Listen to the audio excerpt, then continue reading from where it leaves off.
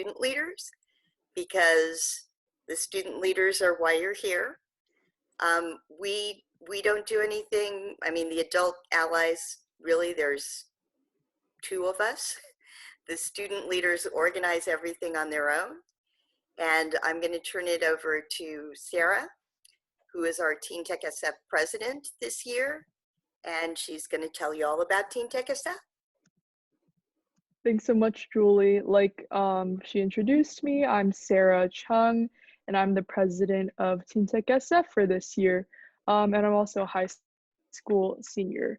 So yeah, if Brian, if you could screen share that presentation, that'd be cool.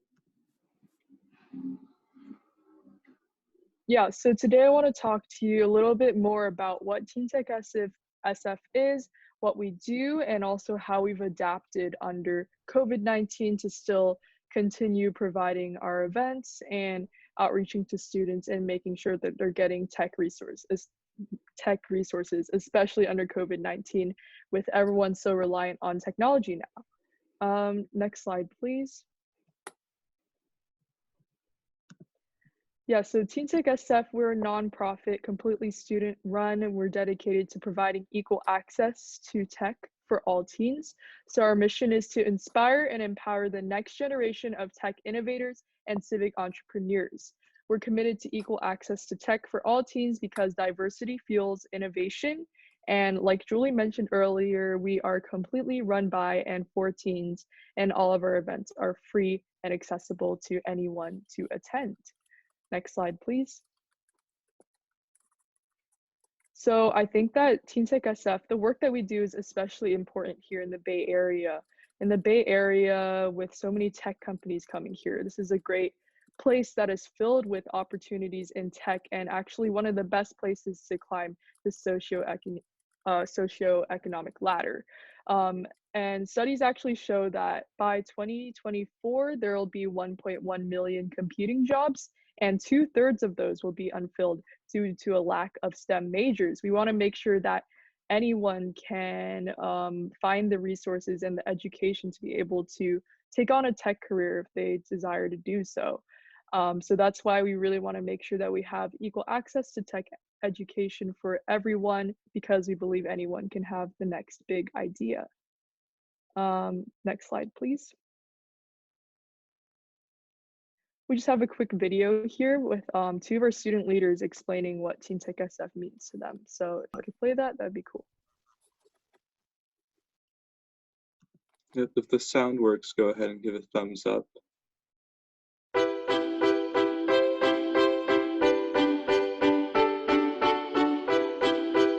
Hi everyone, my name is Mark Wong, and I'm the founder and executive director for TeenTechSF Global.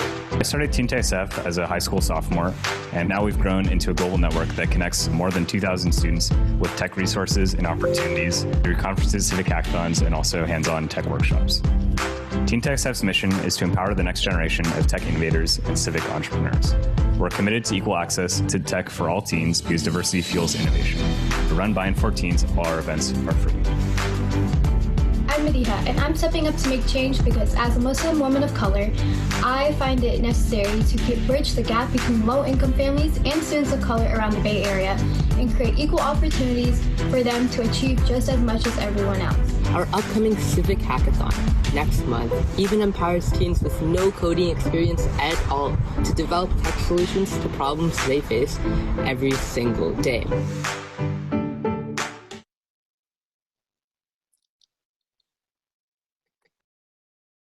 Yeah, thank you so much for showing that.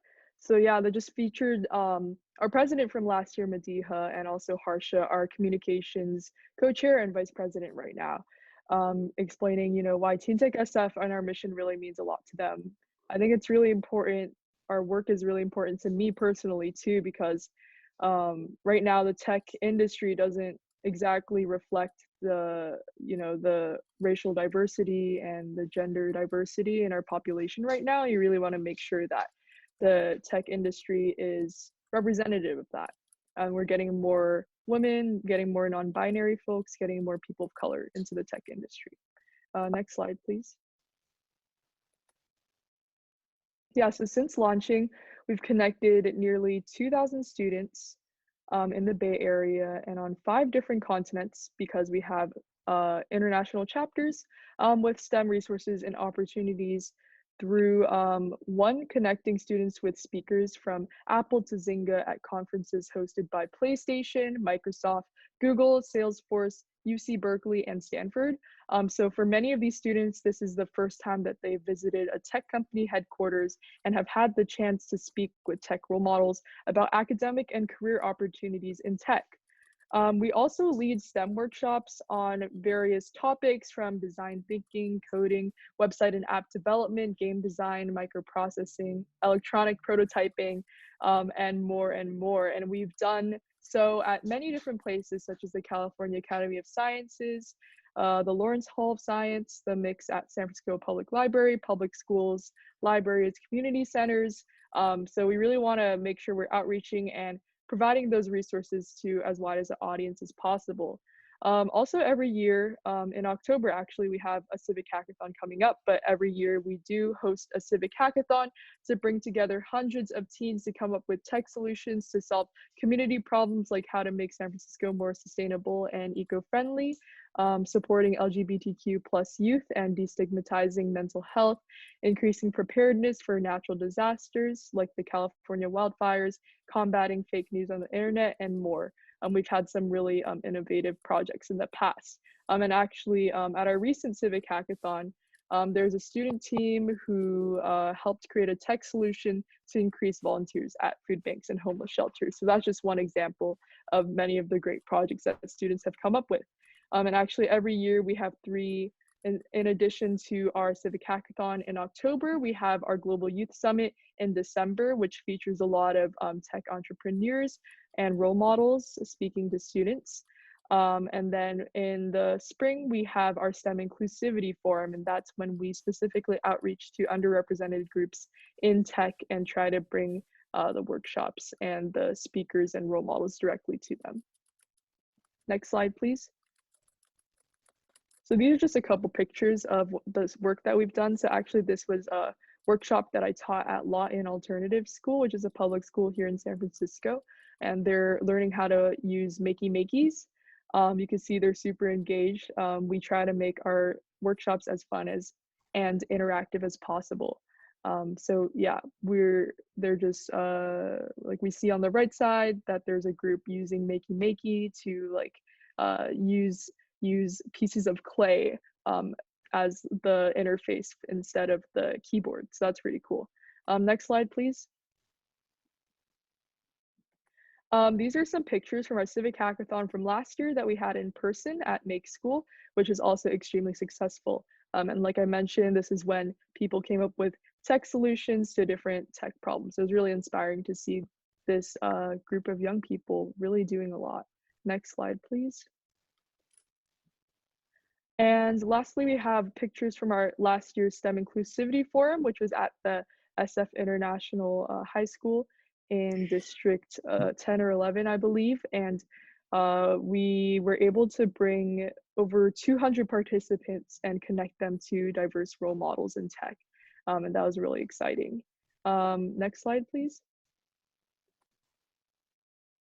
Yeah, so this perfectly transitions into COVID Connect. So this spring, we were supposed to have the STEM Inclusivity Forum again, but unfortunately we couldn't do that because of shelter in place. So instead we decided to adapt, and we wanted to instead still advocate for equity, but also under the additional obstacle of COVID-19. So we created this online event instead, this online conference that would be structured similarly to the STEM Inclusivity Forum. But this time it would be sort of focused around inspiring teens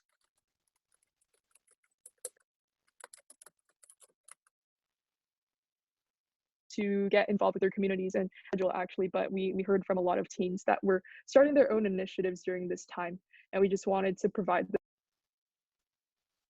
this, whether that be through like tech or through sewing masks, as I'll explain later. So next slide, please. Yes, so we started off with our keynote speaker, who is Cheryl Davis. She's the executive director of the SF Human Rights Commission, and she gave a lot of insight into what the city is doing under COVID-19 to ensure that everyone is being taken care of and equity continues under COVID-19. So she provided a lot of resources and ways to get in touch and to have a voice in how the city is providing resources under COVID-19. Next slide, please. And then our youth panel featured 3 different teenagers who are doing or who are spearheading their own initiatives under COVID-19. We have Michelle Song, who's a co-founder of Masks for All, a nonprofit that has a bunch of student volunteers that sew masks, and every week they have a mask drive in a different neighborhood. They give masks completely for free. And we have Shivali Gulati, who is the founder of Girl Genius, which is a STEM magazine dedicated to getting more women and non-binary folks into STEM. And then we had Sam Duong from Curiosity Robotics, a local robotics team, and they are doing work on 3D printing masks and distributing them to different hospitals and to medical workers. Next slide, please. Oh, sorry, before I go into breakout workshops, just to explain that panel a little bit, I believe it was around like half an hour long. We had questions that we came up with, but also questions that students submitted that we're able to ask them. And that way, it was very inspiring for me too, as I'm sure, and we heard from participants, is very inspiring for them as well to hear about how they have taken or how they have used their time to make sure that other people are taken care of during this time. Next slide. And then after our panel, we went to breakout workshops just to have a chance to get into smaller groups and to have more interactivity, so we're not just listening the whole time. I think what's really important about these online events is to make sure that it's still engaging, that there's plenty of opportunities to engage with like in the chat, or whether that be unmuting and talking in breakout workshops. So we really wanted to make sure that we had a lot of variety during our online events. So that's why we had our breakout workshops. So just be more comfortable in this smaller space, and you would get to, participants could choose beforehand on the registration page which one they wanted to go to, which one they're interested in. So one of our workshops that we offered was the COVID-19 database development and analysis.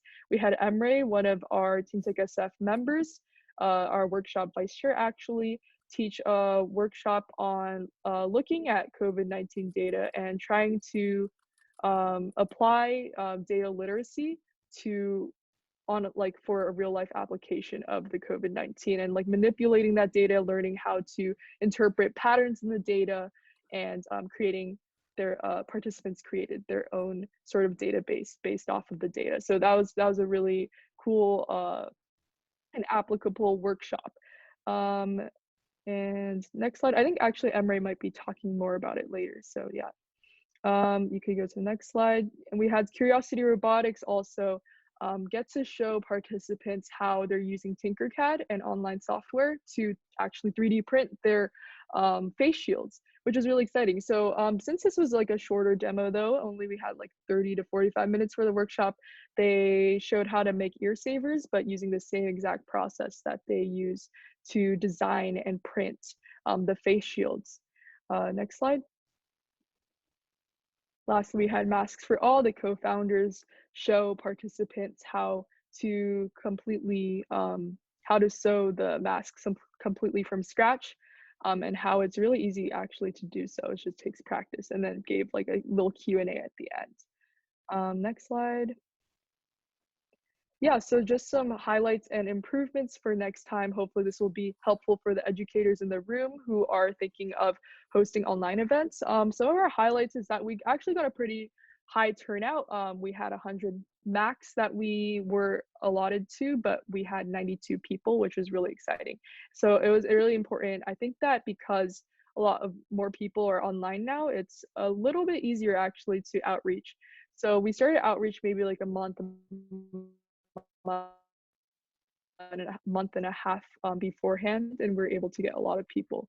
Also, yeah, we went over the schedule very extensively. We had a lot of variety, like I mentioned, to make things interesting. Had a lot of links at hand, like we had an event program with all the links and contact information for everyone. We had a survey at the end. We put resources in the chat. We had frequently asked questions that they can consult, and we just made sure that they were still able to ask any questions they had, even though we were not in person. Some improvements for next time, though, is we want to make sure that we think about the same day logistics. Like, for example, live streaming. We were not able to figure out how to live stream, so I recommend definitely figuring that out beforehand, making sure that you have all your settings in place, like saving the chat automatically. You know, even though we did have variety in our workshops, it was still it was a little bit challenging to keep participants engaged throughout. So I think that we could even provide more opportunities for people to drop in the chat questions or thoughts or reactions, making sure that participants are not just listening, but having the chance to think and apply sort of the content that they're learning in the same way that they were in the breakout workshops earlier on. So those are the main things, and I'd like to pass it on now to whoever on our team is next to talk. And let me know if you have any questions I can answer. I see there's some things in the chat. I'll look through that right now. Thanks. Great, thank you so much, Sarah. The next person would be me. My name is Brian Whitney. I'm currently the TeenTechSF STEM Workshop Chair. And I'm here representing the STEM Workshop team here today, along with our two vice co-chairs, Daniel and Emre, as well as two members who are actually on the communication team, but are very active with developing and running workshops. And that would be Reha and Harini. And so, as I mentioned, my name is Brian. I'm currently a junior at Bentley School in the East Bay. And I actually joined the TeenTechSF workshop, or the TeenTechSF leadership team in early 2019 after I had a pleasant experience at the 2018 TeenTechSF Civic Hackathon at Make School as a participant. And so now I actually get to say that I'm able to lead many of the workshops that I attended 2 years ago myself. That's a quick introduction about me. Now into what our team does, what our STEM workshop team does. During a typical year, we offer interactive and fun introductions to coding and prototyping for community centers and organizations around the Bay Area. Sarah already touched upon some of our partners. My job as the workshop chair is to coordinate with our partners, community centers, schools, who might be interested in running our workshops in their locations, asking them, well, either with many of our partners, we run workshops maybe once a year, a few times a year, and then we follow up with them, or it's reaching out to new partners, new potential partners. So here's more of our partners that we have. Sarah already mentioned Lawton Alternative School. We typically do a workshop with them every year. And so this is what of the 5 typical workshops that we offer, the 5 workshops we would offer if we were in person. Would be website development, introduction with HTML and CSS, coding with Arduinos, rapid prototyping with little bits. Little bits are sort of electronic building blocks. You can sort of think of them as snap circuits, which some of us might have played with when we were little. I certainly did. And they're really fun. You can, there are certain electronic blocks such as levers or on and off buttons, switches, and you can connect them to fans, engines, a whole bunch of other building blocks. And you can actually make a self-driving car with that. We've done that in our workshops before. Electronic circuitry with Makey Makey. And Sarah, those are the pictures that Sarah showed you earlier. And computer dismantler is where we literally have computers for workshop participants to take apart and dismantle to get a better understanding of what's inside a computer and what makes it actually function. And so you may notice by looking at this list that 4 out of 5 of those workshops, all of the workshops except for HTML and CSS, required physical equipment, and so we could not actually offer them online. That's why our team got together shortly before the TeenTechSF COVID Connect, and we developed 6 more workshops for the online learning space and launched our first ever summer workshop series. So these were the 6 new workshops we offered during the summer. That would be 3D printing with Tinkercad, Tinkercad electronics, block-based programming with Scratch, introduction to Python with PyGame, Python data analysis, and app development with MIT App Inventor. And then we reused and adapted the intro to HTML and CSS. So as a result, we had over 300 people in total register for the summer workshop series. Students came from over 100 schools, and we reached audiences from not just the Bay Area. I remember some people signed up from New York, Massachusetts, Toronto. There was even one from South Africa, and so we're able to reach a larger audience when we're online. 94% of participants rated the workshops 5 out of 5, and 100% of the workshops were professional. A huge part of making our summer workshop series extremely successful is, of course, our team, but also making sure that we make these online sessions interactive. And so what we do is we take full advantage of Zoom's polling features, chat features, and we interact with the participants as much as possible. For example, a poll might look like, how are you doing, how is the development going for you so far? And the answer choices might be, I'm doing well, or I'm having trouble with a particular step. And then we follow up, we ask them, what step are you confused on? And we handle it right then and there. We also encourage our participants to have their cameras on when possible, just to make it more interactive experience. And so, because of the success of our summer workshop series, our team came together with some new members this time, and we created a new fall workshop series, which is now ongoing. It started on September 26th, and it's being offered Saturdays from 2 to 3 p.m. Pacific time. We had Intro to Animation and Web Development 2 with JavaScript, which is sort of a step past our introduction to HTML and CSS. As Sarah mentioned, we do have our Global Civic Hackathon this coming weekend, and we may talk more about that later. But after that, we're continuing with our weekly fall workshops until November 14th. And so now with that, I've sort of given an overview of what the STEM Workshop team does and my role as STEM Workshop Chair. Feel free to ask me questions in the chat. I'll do my best to answer it, but now I'd like to pass it off to one of our STEM Workshop Vice Co-Chairs, who will talk more about the COVID-19 data analysis workshop he led, and that would be Emre.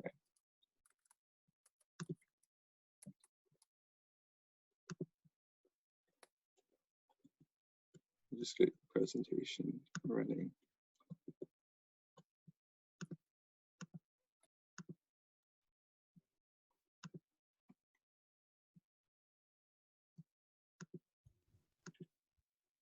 Emre? Hi, I am Emre Yavuz, and I will be going over both how TeenTechSF made the data analysis workshop and also the machine learning workshop. Next. So how did we get the COVID data? Well, this is collected by various research organizations, and we got ours from the Johns Hopkins University, and this can be gotten from their GitHub repository. Next. With this data, we start by creating tables and sorting it and formatting it in different ways. For example, sorting it by confirmed and deaths, and also coloring them so it's easier to read. Next. with this data, we start creating graphs and scatter plots, which compares the infection rates of different countries. Next. Then we start by discussing the math of these, and we determine that the infection rate is actually an exponential growth, and we find that reducing the infection rate a little can make a huge difference. Next.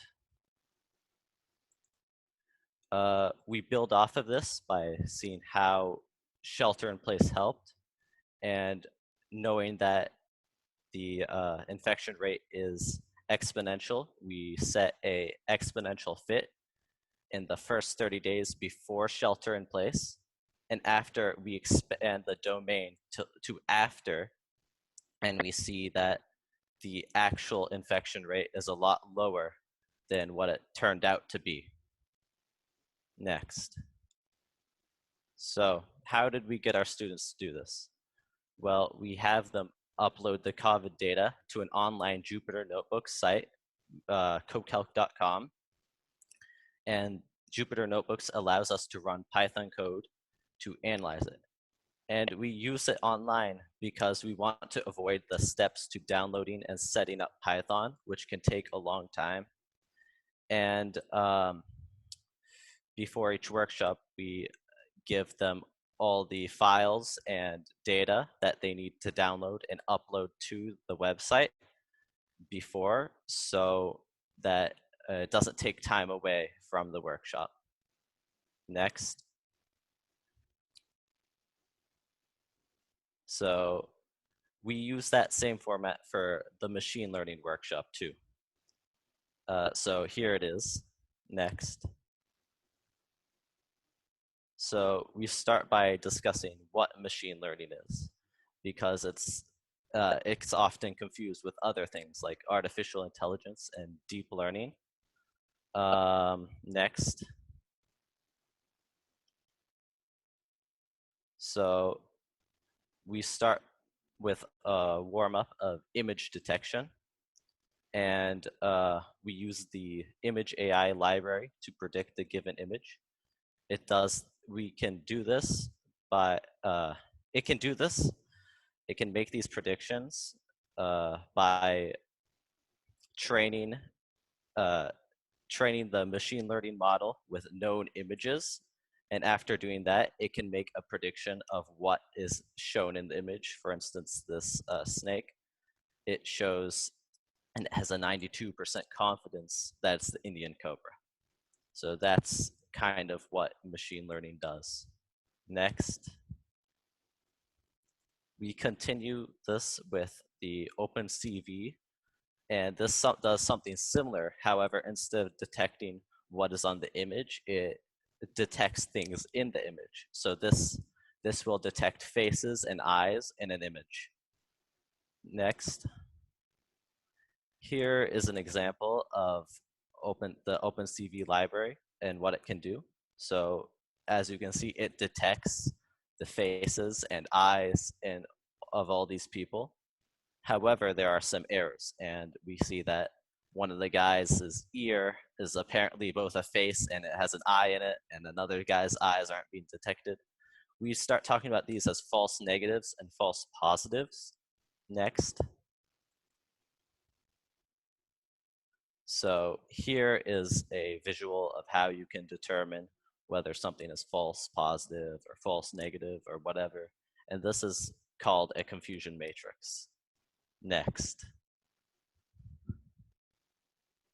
So after this sort of warm up of looking at what machine learning can do, we then go to the heart disease prediction.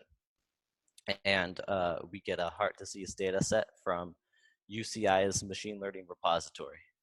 Next. So below on this slide, we see a data set of what the data we downloaded is. And for this, we use scikit-learn with this heart disease data to experiment with machine learning models. And the columns on this show some of the data collected from the heart disease patients. And an example is the cholesterol level and the chest pain. Next. So after the machine learning model uses this data to be able to correlate between how each of these data points affect the other, how each data set correlates with one another. So we can see how, for example, age correlates with whether it is the patient has heart disease, or how their cholesterol level affects heart disease. Next.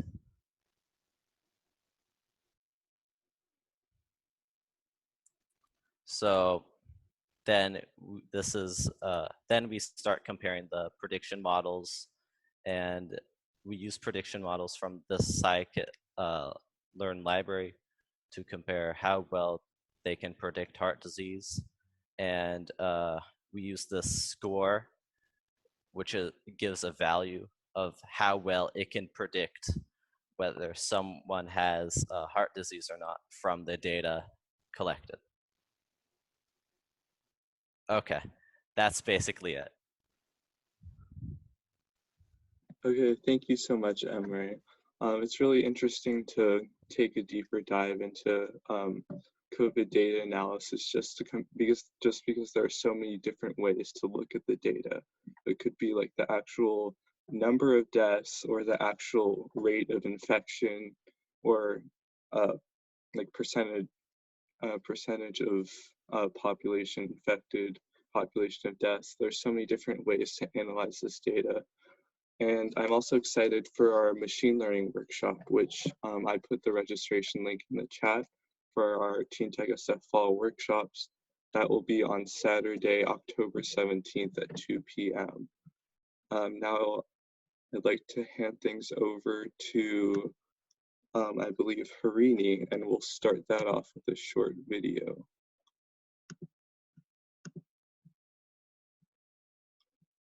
One second on that.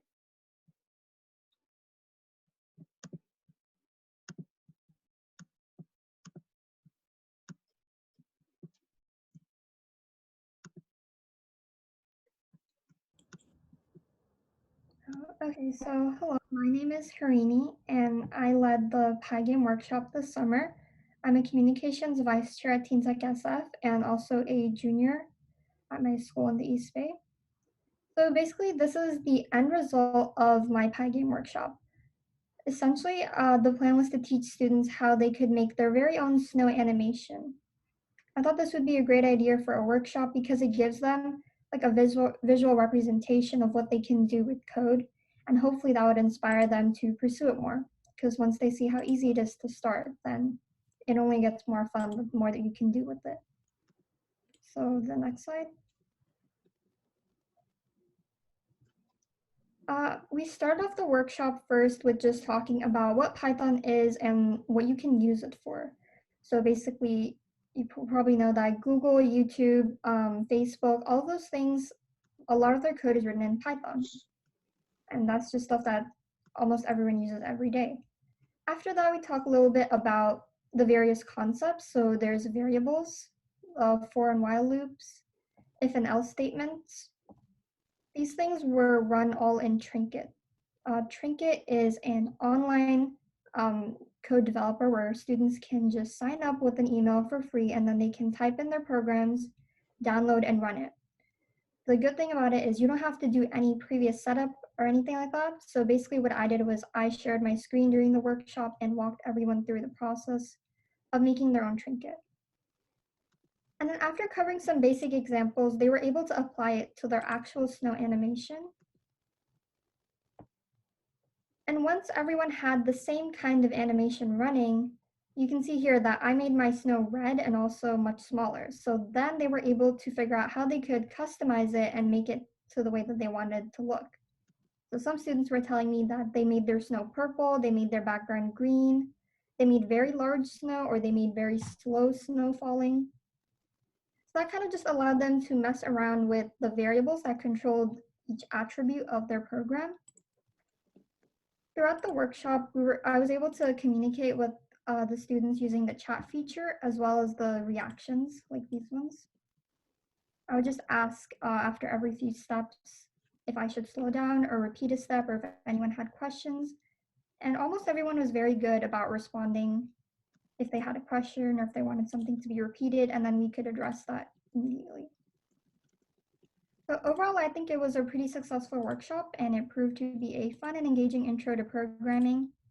I've also been presented with the amazing opportunity of providing this workshop at the Bay Area Science Festival, which is one of the biggest science festivals in the world. So do encourage your students to sign up for it. Thank you. And if you have any questions, you can just put them in the chat and I'll do my best to respond.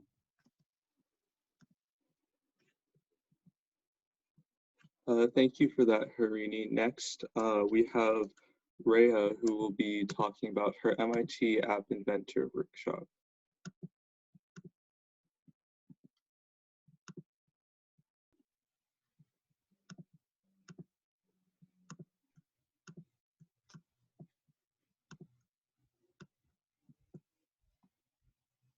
Awesome. Hi, everyone. My name is Reha Matai, and I am a junior at the Corey Lane School in the East Bay, and I have been with TeenTechSF for less than a year, and I'm the Vice Communications Chair here, and I led the MIT App Inventor Workshop this past summer as part of the Summer Workshop series. So the MIT App Inventor Workshop is an intuitive visual programming environment for building apps, and we used block-based code, which makes the steps of developing an app simple and efficient. So the workshop tutorial that I taught at this workshop was the Ball Bounce app, and the purpose is to learn about animation in App Inventor by creating an app of a ball bouncing around a screen. So the process overview of what we did at this workshop was we first designed the canvas, we then added code blocks, and we then tested out the app. So as far as designing the canvas goes, we would do things like dragging out canvas components, adjusting the height and width of the canvas, and adding objects. And then we would move on to the coding process of it, which was dragging out specific code blocks and adjusting their properties. And after we designed the code aspect, we would test out the app. And this was through connecting an Android device, which could be done through Chromebook or an emulator. And we then tested out the app by basically flinging the ball. And this was the example that I showed in the tutorial. So for this workshop, we had quite a good turnout. It was around 40 participants. We had an engaging workshop. I tried to make it as interactive as possible with Q&A. We did this over chat, or participants would unmute, and throughout the process, I would ask them how it was going and if they needed any help throughout. The workshop was taught through slides, which I will be showing in the next couple of slides. And I thought it was pretty fun to build and extend the app by adding obstacles, changing colors, etc. And overall, I think it went pretty well. So these next few slides are going to be how I showed how we went through the process of the MIT App Inventor Workshop. So this is one of the slides of adding a canvas. So I thought that it would be a good idea for them to see a visual on how to do these specific things. So I added this slide that shows how to bring the canvas onto the screen. Instead of verbally saying, bring the canvas onto the screen, I thought it'd be better if they could see exactly where it was and where they were bringing it to. And same goes for the code blocks. These were there were a lot of different drop downs on the left. So I thought it'd be good if they could see where exactly the ball one was and what specific block they needed to use. And I would verbally explain why they were using it, and on the screen would be exactly where they would get it from. And this is another example of another slide that was a part of the workshop. It's the call ball one bounce, and we would just drag this onto the screen. So this is another example, yeah. And then at the end, we went over how we could extend this app at home, and I gave them a few ideas on how they could change the color, the speed, give some obstacles, or make a paddle to intercept the ball. So I thought the workshop was pretty engaging overall, and I think that a lot of people really enjoyed it, and they were excited to extend the app at home as well. And although the workshop was pretty basic, I think that for people who were interested, it gave them a good intro to technology and building a simple app through blocks, and they could, if they were interested, they could always go home and extend upon it. So that's pretty much it for this workshop. Thank you. And if you have any questions, I will do my best to answer them in the chat.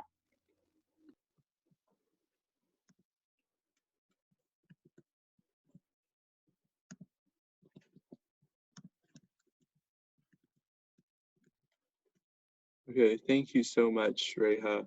Next up, we have our other TeenTechSF STEM Workshop Vice Co-Chair, Daniel Hunt.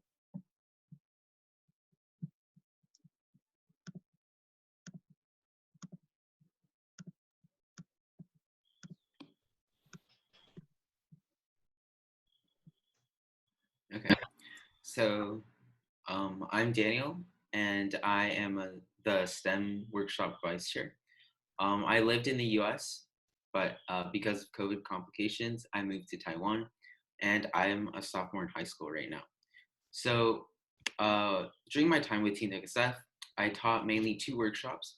The first one being 3D printing with Tinkercad, and the second one being website development. So next slide, please. Okay, so first we can start on 3D printing with Tinkercad.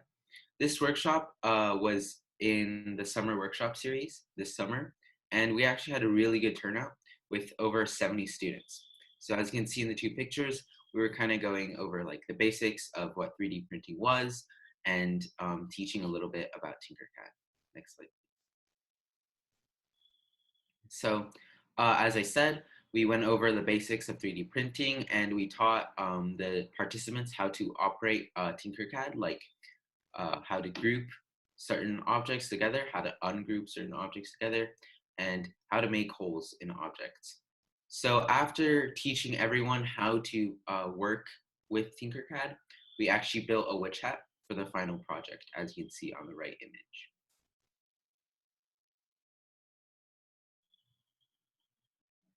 Okay, so that was Tinkercad.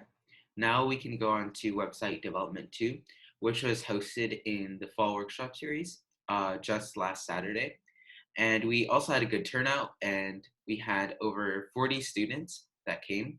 So as you can see in the 2 images, we were going over how to make a calculator, and the right image was basically a slide showing how to implement some JavaScript functions. Okay, so the website development 2 workshop was revamped from the first website development workshop, which was basically we taught it at onsite. We taught it onsite, and we used it for our workshop in the summer workshop series, but we decided to change it and add a little bit more in-depth material, such as CSS and JavaScript. And we thought creating a calculator for a project would encapsulate all of those main ideas. So basically, we allowed participants to create calculators as the project.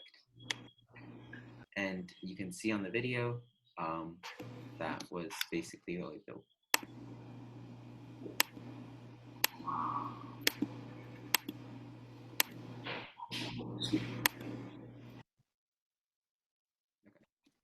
So beyond the workshops, with the skills that participants learned from 3D printing with Tinkercad, they could create models of new inventions and like print them out, for example.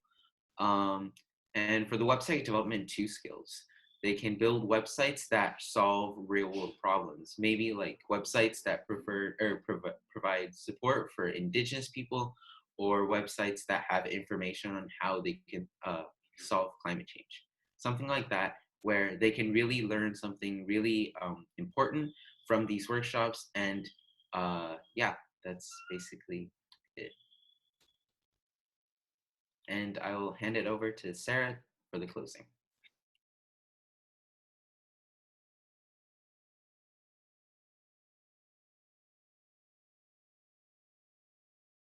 Thank you so much, Daniel, for explaining, and all of my fellow team members for giving really thorough explanations about the amazing workshops that they've taught.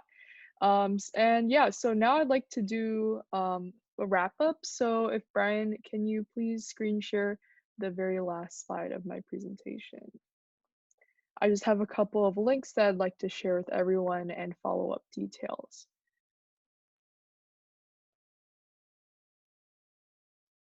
Yes, so please look for a follow-up email with a survey.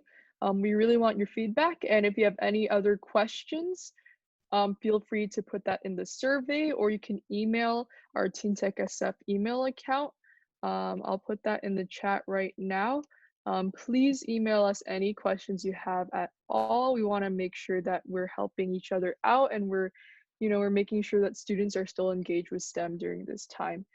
We also really encourage you all to sign up for our upcoming events and spread the word within your network. That would be much appreciated. We have 2 events going on right now. We have our fall workshop series that has started, and that's happening every Saturday.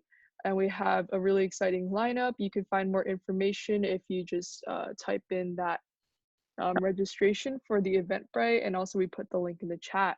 We also have our civic hackathon that I mentioned earlier that's actually coming up this weekend, Saturday and Sunday.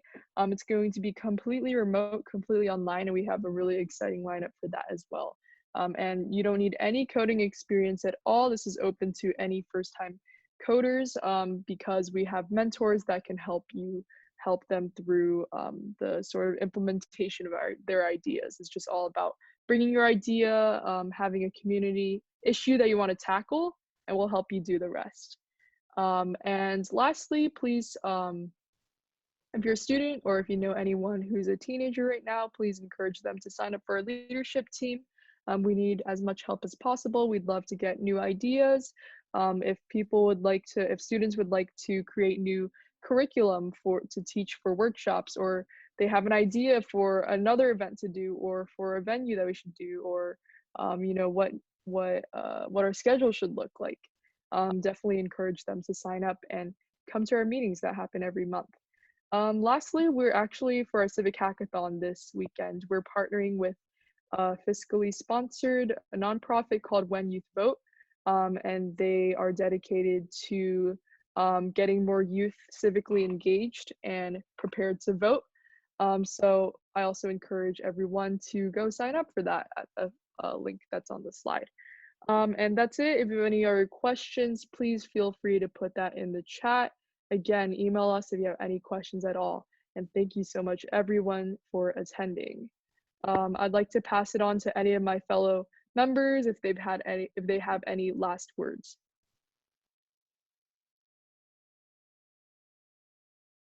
Or do we have any questions?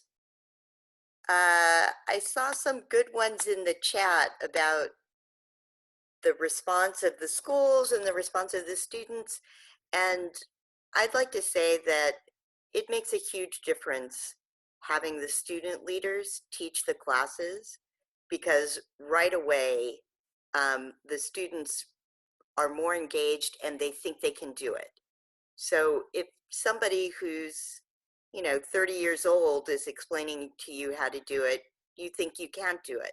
But a lot of the students are first-time tech users, and seeing somebody who's just like them, so confident with knowing how to do it, really makes a difference. So anybody who have questions, just jump right in. Yeah, feel free to put any questions in the chat or just unmute yourself. I hope that we answered some of the questions that we had previously. We tried to chat our answers. Okay, I see a question about who funds us.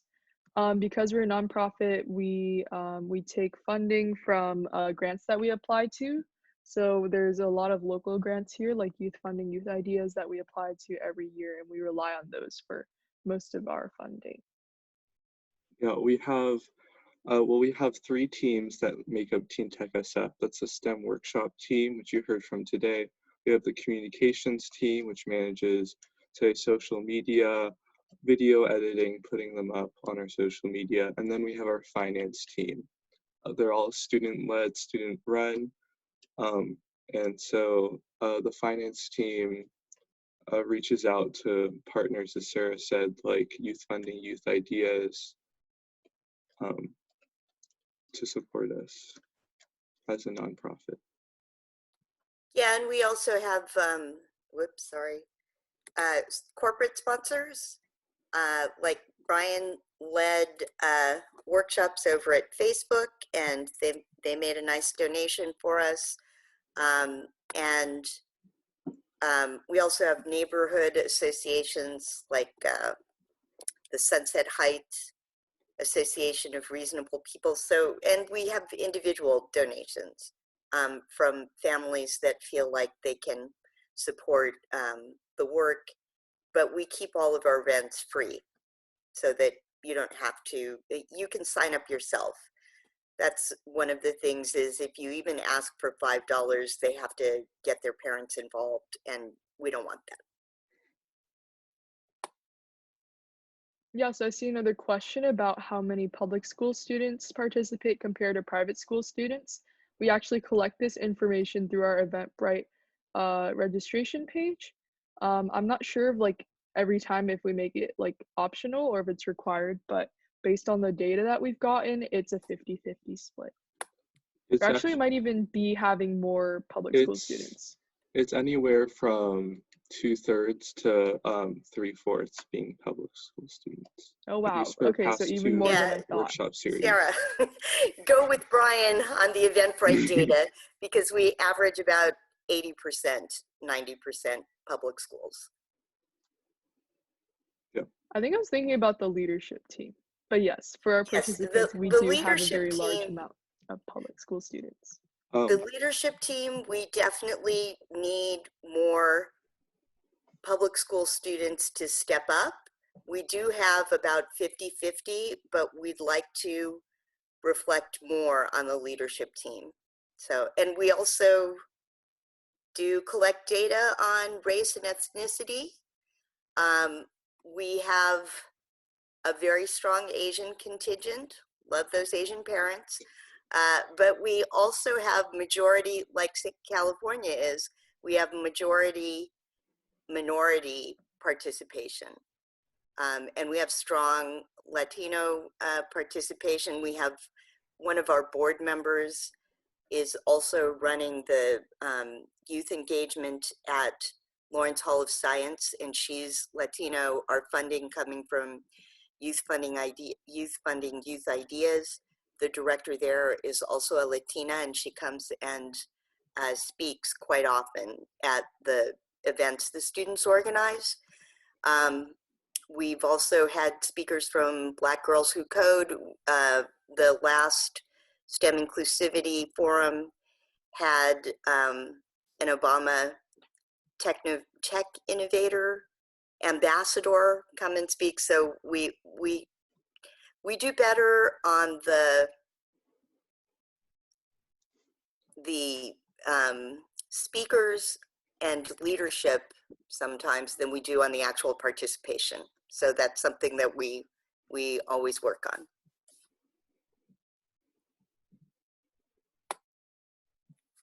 Hi, I had 2 follow-up questions. Somebody can answer those. Okay, our first one's kind of partnering with Boys and Girls Club and Excel. I guess, do you see your TeenTechSF partnering with other programs that serve to educate other minority groups?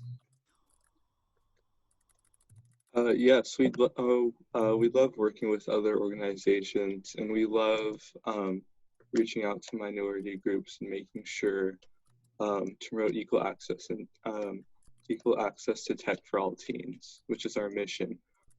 We've reached out to the Boys and Girls Club many times. We also offer our workshops every year.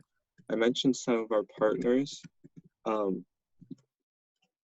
So UC Berkeley Trio, which is I think mainly for students who are minorities. I forgot what the acronym stands for, but we also have Stanford Rise, which is for first generation or would-be first generation college students who are also minorities. Thank If you. that answers it well. Yep. Yes. Thank you.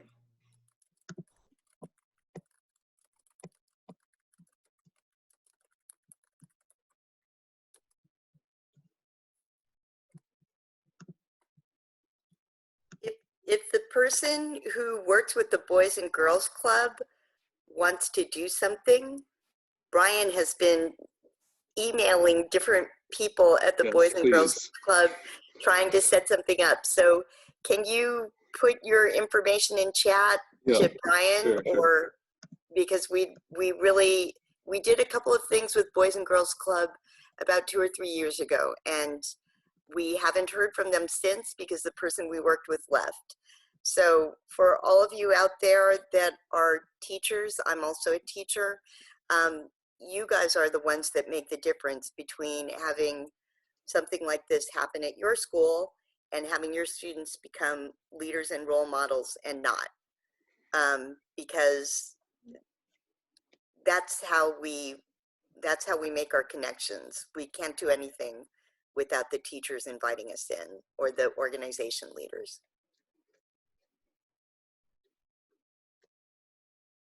Yeah, to any teachers, we'd love for you to reach out to me or to TeenTechSF, and we can set up a workshop just for your students. Let me see if there are any other questions.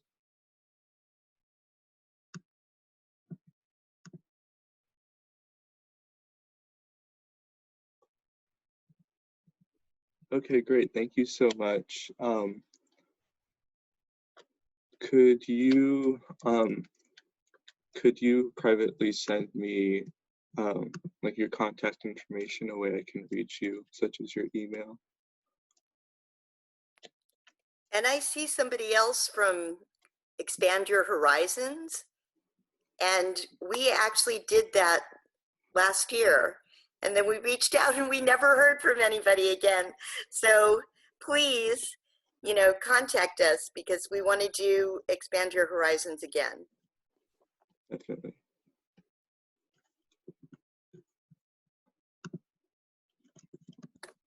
Are we done? You want to say thank you, everybody, to everybody who came? And I think, Yep. Brian, you Okay, have the cool. last word. Yeah, I just got the contact information. So it looks like we've answered all of your questions, but don't hesitate to reach out to us if you have even more questions. Thank you to everyone for coming today. Look forward to a follow-up email with information about our events coming up and a link for your students to join the leadership team, as well as a quick survey about the workshop today that we'd love you to fill out. So thank you, everyone.